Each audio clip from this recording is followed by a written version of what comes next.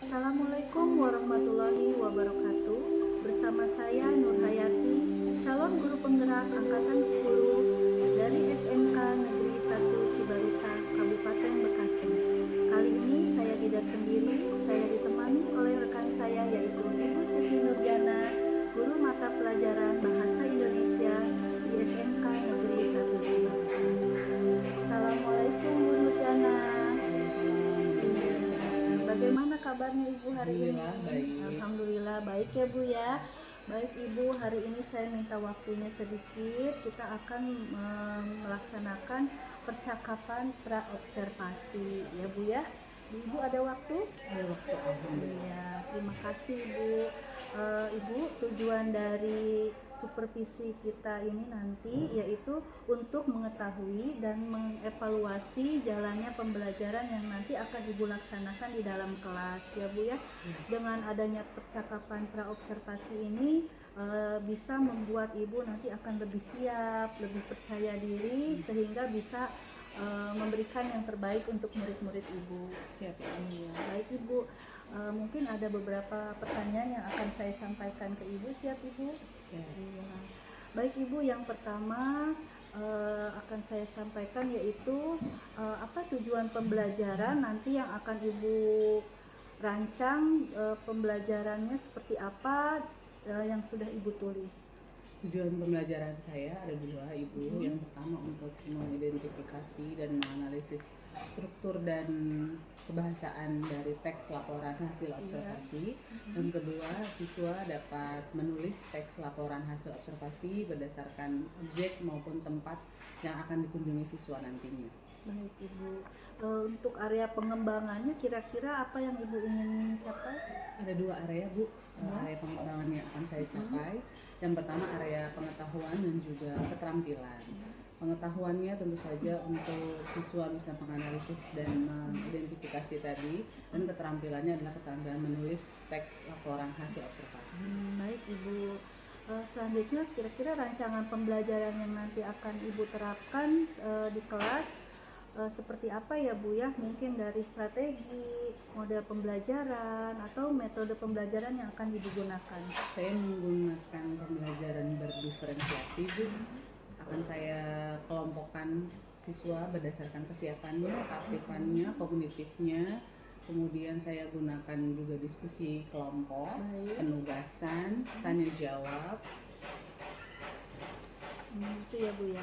Baik Ibu, selanjutnya media pembelajaran yang akan Ibu gunakan di dalam kelas nanti itu apa saja Bu? Saya gunakan beragam contoh teks laporan hasil observasi dari buku bacaan, YouTube, artikel, kemudian saya juga siapkan LKPD atau lembar kerja peserta didik. Ya. Saya gunakan slide PowerPoint, kemudian laptop tentu saja. Iya baik Ibu. Kira-kira kapan Ibu akan dilaksanakannya Bu?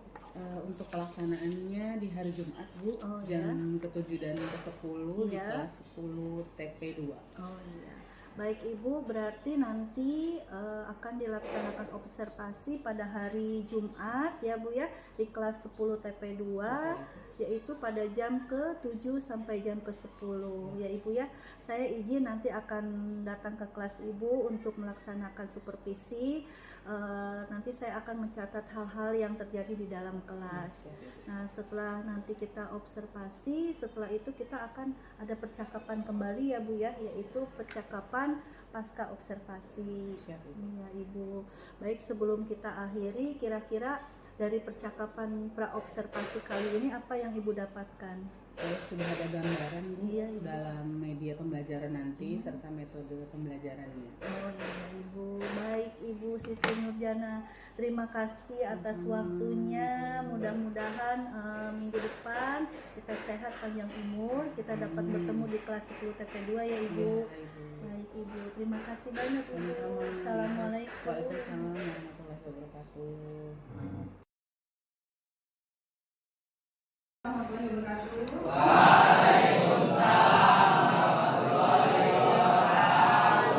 Sebelum kita mulai pembelajaran, ketua kelas kalau silakan Ayo kawan-kawan, mulai.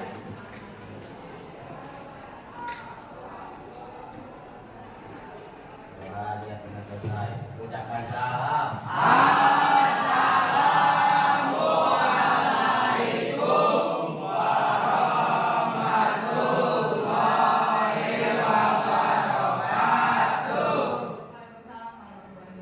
Apa kabar 10 TP2? Baik. Siap belajar? Sebelum pembelajaran, ada yang tidak masuk kah hari ini? Siapa saja? Ketua kelas siapa saja tidak masuk? Namun, Rangga. Rangga Arya Satya. Kenapa Rangga? Sakit ya. Kemudian, oke, sudah saya absen dan sebagainya. Silakan dikeluarkan dulu buku tulis bahasa Indonesia.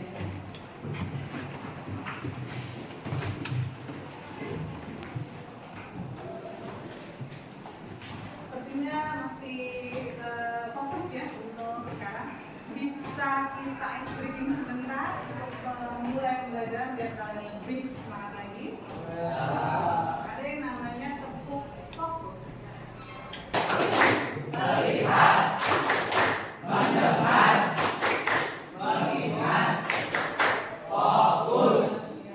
terima kasih kalian sudah fokus dan sudah siap memulai pembelajaran.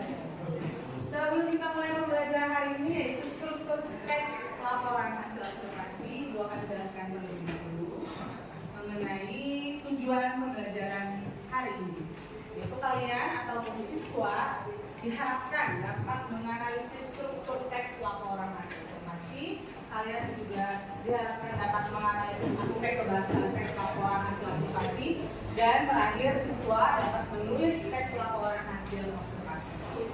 Jadi kalian kalau sudah tahu tujuan pembelajarannya, sudah tahu dalam minggu-minggu ini harus selesai akan melakukan apa saja, menganalisis struktur, aspek kebahasaan, dan terakhir harus bisa menulis teks laporan hasil observasi. Penilaian yang akan Ibu lakukan kepada kalian ada dua hal yang akan Ibu nilai. Yang pertama dari segi pengetahuan, yaitu menganalisis struktur dan aspek kebahasaan yang tadi. Dan yang kedua keterampilan menulis teks laporan hasil observasi. Sebelum kita masuk ke pembahasan yang lebih rinci lagi mengenai struktur teks laporan hasil observasi, kalian pernahkah melakukan observasi? Kalau pengangkatan pernah di mana melakukannya? Di sekolah. Mengamati apa? Apa aja misalnya? Tumbuhan. Apa lagi? Kalau tumbuhan di sekolah kita ada apa saja? Ya, pohon. Lebih tepatnya pohon apa? Pohon mangga. Tuh, selain pohon mangga? Pohon jambu. Apa lagi? Pohon ada hewan juga di kelas kita? Hewan apa? Kucing. Ya. Selain kucing yang kalian lihat, hal yang kalian lihat tadi, objek-objek yang kalian lihat, tumbuhan tadi, pohon mangga mungkin, pohon jambu atau hewan kucing, itu adalah objek-objek yang kalian bisa lakukan observasi atau pengamatan. Kamu mengamati hal itu, bisa ciri-ciri hewannya, bisa ciri-ciri pohonnya. Tentu saja pohon mangga berbeda dengan pohon jambu. Dari daunnya mungkin, ya tinggi pohonnya, kemudian buahnya yang jelas. Nah, itu maksudnya kalian saat melakukan observasi. Nah, hari ini yang kalian akan lakukan adalah analisis strukturnya, struktur teks laporan hasil observasi. Ada 3 hal yang akan kalian amati, analisis dalam sebuah struktur teks laporan hasil observasi. Minggu lalu kita udah belajarnya tentang definisi dan karakteristik ya dari teks laporan hasil observasi. Minggu ini kalian akan menganalisis strukturnya. Struktur adalah hal yang membangun dalam sebuah teks. Kalau kalian lihat bangunan di depan yang kita sedang bangun, kelas yang dibangun, ada cakar ayam kan? Untuk menopang lantai 2, lantai 3 dan sebagainya. Sama dalam bahasa Indonesia itu pun namanya struktur, hal yang membangun, hal yang menopang dalam teks laporan hasil observasi. Ada 3 hal yang akan kita lihat. Yang pertama pernyataan umum, yang kedua deskripsi bagian, dan terakhir deskripsi manfaat. Karena ini berupa struktur, maka tidak boleh acak seperti bangunan tadi. Tidak mungkin cakar ayam di atas kan, pasti cakar ayamnya di bawah untuk menopang. Sama ini juga. Jadi kamu tidak akan tidak akan acak melakukannya. Tidak akan dimulai dari deskripsi manfaat, tidak. Pasti dimulai dari pernyataan umum. Lalu deskripsi bagian dan dari deskripsi manfaat. Ada pernyataan umum isinya ketua kelas tolong dibacakan yang keras biar teman yang sedang mendengar. Berisi penjelasan mengenai objek yang diobservasi dari ketentuan maksudnya keberadaan kegiatan dan karakteristik umum lainnya.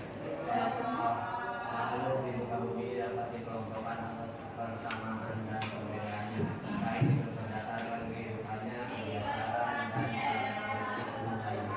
Jadi kalau pernyataan umum seperti ini ya, maksudnya penjelasan umum mengenai objek yang akan dilaporkan. Penjelasannya contohnya seperti ini, biasanya ada kata-kata keberadaan, kebiasaan, dan juga karakteristik secara umum. Yang kedua, deskripsi bagian tolong dibaca oleh Firman Gadi. Ada Firman? Silakan yang keras Firman.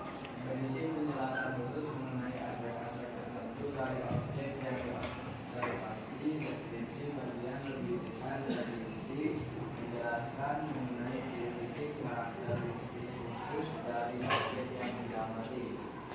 Contoh, semua makhluk di dunia ini dapat diklasifikasikan menjadi 2 kelompok, yaitu benda hidup dan benda mati. Yang pertama sering disebut makhluk hidup dan yang kedua disebut benda mati. Benda hidup mempunyai ciri-ciri umum seperti bergerak, juga bergerak, bernafas, tumbuh, dan mempunyai keturunan. Benda hidup juga membutuhkan makanan. Benda mati dibedakan dari benda hidup karena benda mati tidak mempunyai ciri-ciri umum tersebut. Bergerak, tumbuhan, ikan, dan buah adalah contoh benda hidup. Sementara itu kaca, plastik, baja, dan oksigen adalah contoh benda mati. Iya, terima kasih Firman. Jadi kalau deskripsi bagian ini hal khusus, ciri-ciri khusus, karakteristik khusus dari hal yang diamati. Kalau mengamati tumbuhan, berarti bagian-bagian tumbuhannya, anatomi tubuh tumbuhannya dan dijelaskan secara lebih rinci. Kalau ini perbedaan antara benda mati dan benda hidup. Benda mati itu tidak makan misalnya, kalau benda hidup itu makan dan lain sebagainya. Jadi penjelasan yang lebih detail mengenai objek yang diamati. Terakhir deskripsi manfaat oleh Rizky tulisannya di situ. Rizky mana? Silakan. Yang kencang. Berisi penjelasan mengenai kegunaan dari pemaparan tema yang dinyatakan sebelumnya. Contoh dengan adanya kelompokan tersebut kita menjadi mudah dalam mempelajari makhluk itu termasuk dalam memanfaatkan. Deskripsi manfaat pasti di akhir paragraf ya, bahwa mengenai kegunaan ataupun manfaat dari objek yang telah diamati. Contohnya ini manfaat mengelompokkan menjadi mudah mempelajari makhluk hidup. Sampai sini ada pertanyaan? Jelas ya mengenai struktur teks laporan observasi. Setelah ini kita akan melakukan evaluasi dalam bentuk materi atau lembar kerja peserta didik. Ibu akan bagi kalian menjadi 3 kelompok, ada kelompok visual, ada auditorik, ada kelompok kinestetik berdasarkan gaya belajar kalian. Yang audio berarti yang suka mendengarkan penjelasan guru maupun mendengarkan video. yang visual sukanya membaca teksnya mungkin yang panjang dan lain sebagainya. Dan yang kinestetik yang suka bergerak dalam kelompoknya. Silakan kita bagi kelompoknya. Ya, alhamdulillah telah terbentuk kelompok ya. Untuk kelompok 1 kelompok visual, kelompok 2 adalah kelompok audio, dan terakhir kelompok 3 adalah kelompok kinestetik. Kelompok audio sudah ibu kirimkan ya linknya di Google Classroom, di YouTube-nya silakan dilihat dulu bersama-sama dengan teman kelompoknya. Kelompok 2 ada buku bacaan, silakan bersama-sama membaca dengan kelompoknya. Dan kelompok 3 adalah kinestetik, sudah ibu kirimkan juga di grup di Classroom mengenai Google Sheet-nya. Silakan dilihat di handphone masing-masing. Silakan.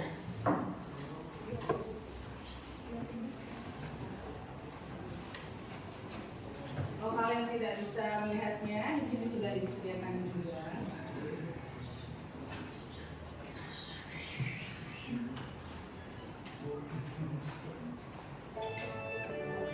Kali ini, Lestari ID akan membahas materi tentang teks laporan hasil observasi. Tapi sebelum itu, pernah Silahkan lihat ya videonya di YouTube yang sudah ibu share, atau di depan juga sudah ada ibu tayangkan.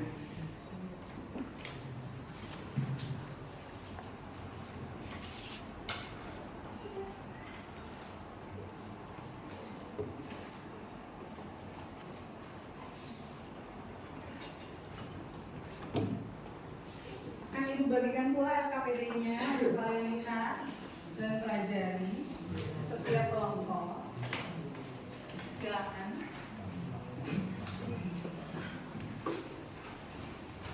Kelompok visual. Silakan lihat ada pertanyaan sesuai dengan apa yang tadi dijelaskan ya mengenai struktur. Silakan bisa dilihat, dibaca untuk teksnya, lalu dijawab pertanyaan.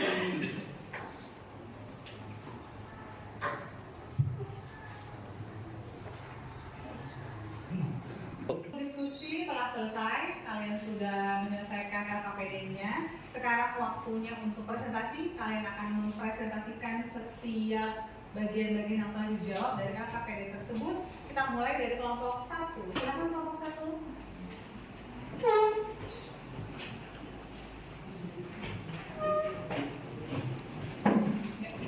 Silakan.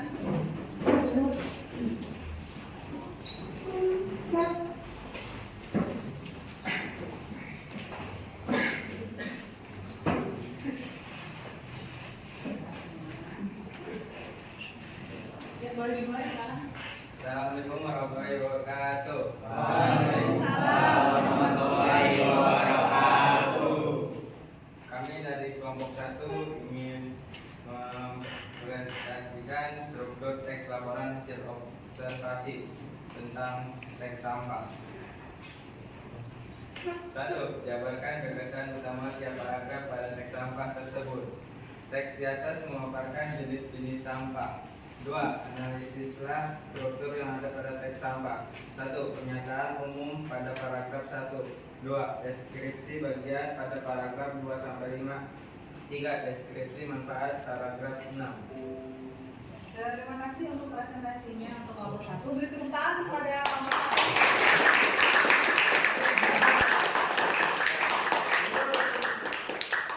Sekian dari kami. Assalamualaikum warahmatullahi wabarakatuh.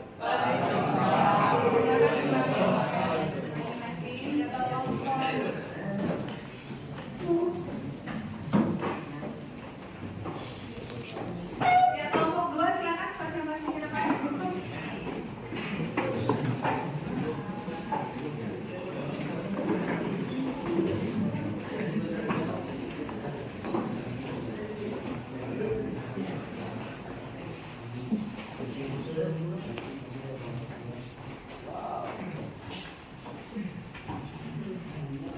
Silakan. Silakan dari kelompok 2. Assalamualaikum warahmatullahi wabarakatuh. Kami dari kelompok 2 ingin mempresentasikan jawaban. Teks di atas menjelaskan mengenai jenis-jenis sampah. 2. 2, analisislah struktur yang ada pada teks sampah. Pernyataan umum terdapat di paragraf 1, deskripsi bagian paragraf 2 sampai 5. Sekian Diskusi manfaatnya paragraf. Diskusi manfaat di paragraf. Paragraf berapa? Kelompok 2 diskusi manfaat. Iya, paragraf 6. Tepuk tangan untuk kelompok 2. Silakan diakhiri terlebih dahulu. Wassalamualaikum warahmatullahi wabarakatuh.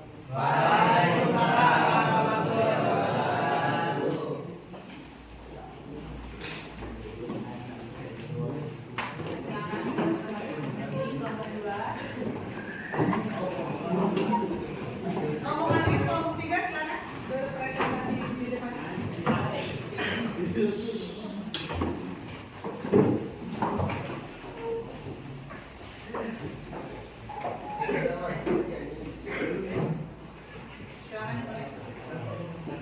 Silakan dimulai. Assalamualaikum warahmatullahi wabarakatuh. Kami dari kelompok 3 ingin mempresentasikan teks jawaban tersebut. Gagasan utama paragraf pada teks tersebut adalah di atas penjelasan mengenai macam-macam sampah. Analisislah struktur yang ada pada teks sampah. Pernyataan umum paragraf 1, deskripsi bagian paragraf 2 sampai 5, deskripsi manfaat paragraf 6. Sekian dari kelompok kami. Wassalamualaikum warahmatullahi wabarakatuh.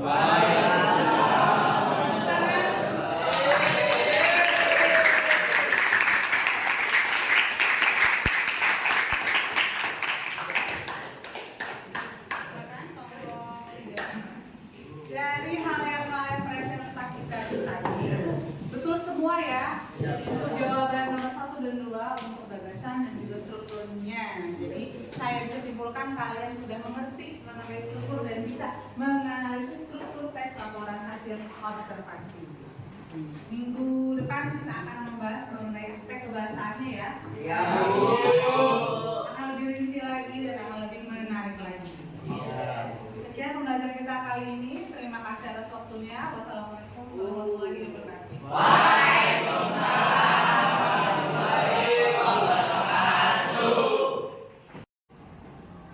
Assalamualaikum warahmatullahi wabarakatuh. Perkenalkan, nama saya Zidan Hambasa Simamora dari kelas 10 TP2. Setelah belajar dengan Bu Siti Nurjana, saya merasa senang karena pembelajaran dari Bu Siti Nurjana cepat masuk ke dalam otak dan sangat menyenangkan. Sekian dari saya, terima kasih. Wassalamualaikum warahmatullahi wabarakatuh. Assalamualaikum warahmatullahi wabarakatuh. Perkenalkan, nama saya Messi dari kelas 10 TP2.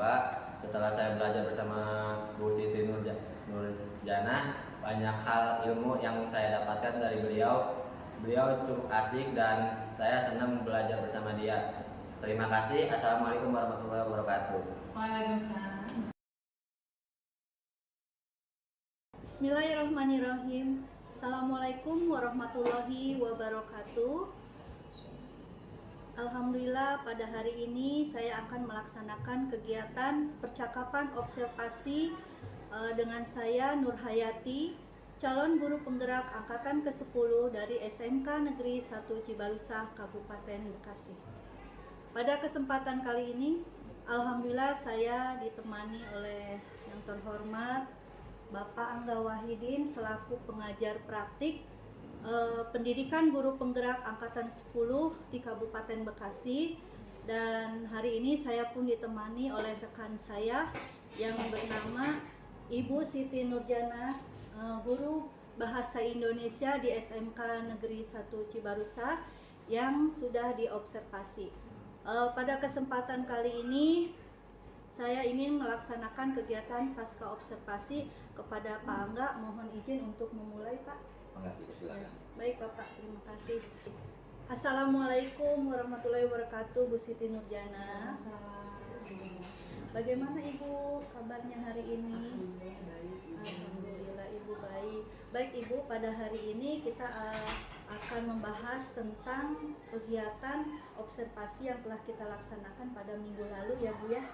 Ya Ibu. Baik Ibu, tujuan untuk kegiatan ini yaitu untuk mengetahui atau mengevaluasi jalannya kegiatan proses observasi pada minggu lalu ya Bu ya. Iya. Terus bagaimana Ibu perasaan Ibu pada saat observasi ini dilaksanakan? Alhamdulillah senang sekali ya Bu, saya bisa diobservasi oleh Ibu guru penggerak angkatan 10 Ibu. Maaf. Kemudian saya mempersiapkan pembelajaran dengan baik karena saya tahu akan dinilai oleh guru penggerak. Kemudian murid juga senang melakukannya. Baik Ibu, Ibu mungkin bisa menceritakan kembali area pengembangan apa yang Ibu gunakan dan juga bagaimana proses atau tahap-tahap pembelajarannya. Area pengembangan yang saya lakukan tentunya bagian pengetahuan dan keterampilan ya Bu. Pengetahuannya untuk menganalisis aspek dan kebahasaan teks laporan hasil observasi, dan keterampilannya adalah menulis teks laporan hasil observasi. Oh baik Ibu, jadi pada area pengembangannya Ibu lebih fokus kepada keterampilan dan pengetahuannya ya Bu ya. Lalu sejauh mana Ibu dalam pelaksanaan proses area pengembangannya, apakah sudah berhasil Bu? Menurut saya sudah berhasil Bu untuk area pengembangan yang akan saya capai pada pembelajaran tersebut. Kemudian saya mulai dari perangkat pembelajaran yang saya gunakan, mau diajarnya sudah saya kerjakan dengan baik, saya modifikasi. Kemudian saya sesuaikan dengan pembelajaran terkini, abad 21, pembelajaran berdiferensiasi dan lain-lain. Kira-kira ada kekurangan atau mungkin ada yang perlu ditingkatkan? Setelah saya melakukan pembelajaran tersebut, seperti guru-guru lain mungkin ya Bu, kekurangannya siswa yang kadang kurang dalam aktif di kelas, kurang tanggap dalam pembelajaran. Mungkin itu saja Bu. Menurut Ibu, mengapa anak-anak itu kurang aktif atau kurang tanggap terhadap pembelajaran diskusinya Bu? Mungkin pembagian kelompok yang saya gunakan ya Bu, mungkin kurang tepat pada saat itu. Seharusnya saya menggunakan pembagian kelompoknya mungkin berdasarkan minat dari tes awal yang telah saya lakukan. Baik Ibu, jadi Ibu rencananya akan menyesuaikan dengan kenyamanan anak juga ya Bu ya, dan juga Ibu mungkin akan menerapkan sesuai dengan kemampuan anak masing-masing ya Bu ya. Baik Ibu, kira-kira kapan Ibu akan dilaksanakan rencana Ibu tersebut? Mungkin minggu berikutnya ya Bu, karena kan minggu depan masih lama. Kemudian minggu depannya lagi, 2 minggu lagi berarti. Oh iya, baik Ibu, terima kasih atas jawaban-jawaban yang telah Ibu sampaikan. Mudah-mudahan rencana Ibu ke depannya dapat berjalan dengan lancar. Jadi proses pembelajarannya bisa lebih baik dari hari yang sebelumnya Ibu ya. Baik Ibu Siti Rujana, terima kasih atas kerjasama dan partisipasinya. Terima kasih. Demikianlah kegiatan supervisi akademik ini telah berjalan dengan lancar, mulai dari kegiatan pra-observasi, observasi, dan pasca observasi. Terima kasih. Wassalamualaikum warahmatullahi wabarakatuh.